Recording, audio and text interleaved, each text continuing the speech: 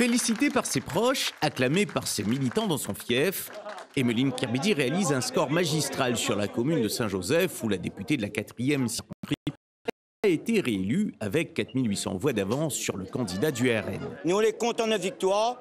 Tous ces gens-là que là, c'est ça, je l'ai voté pour Emeline. Mais nous avons travaillé ici pendant une bonne... Tous les jours, nous étions sur le terrain. Emeline était quelqu'un qui partait à l'école en même temps de moi et à l'heure d'aujourd'hui, je suis fière d'elle. Elle travaille beaucoup pour la Réunion. Je pense qu'elle peut gagner. Elle a gagné.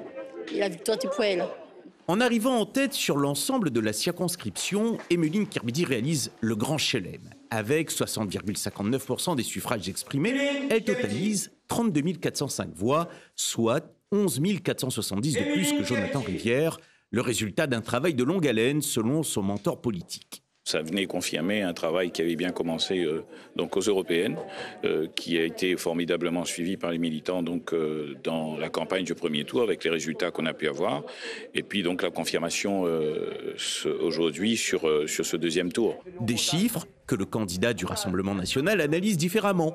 Jonathan Rivière estime avoir obtenu de bons résultats, notamment sur la commune de Petite-Île où il talonne Emeline Kirbidi. C'est un bon score. À Petite-Île, on perd avec 300 voix.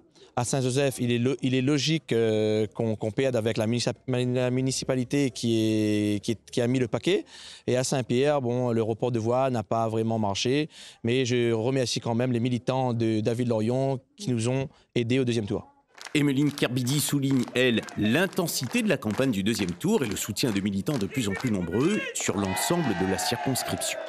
Un sentiment de fierté, tout d'abord, d'être à nouveau le porte-parole, la voix du Sud, la voix des Réunionnais à l'Assemblée nationale pour dire toute l'importance de nos problématiques, pour pouvoir défendre nos spécificités réunionnaises et puis plus que jamais pour pouvoir combattre le Rassemblement national et ces idées qui ne sont absolument pas à la hauteur des enjeux qui sont ici chez nous.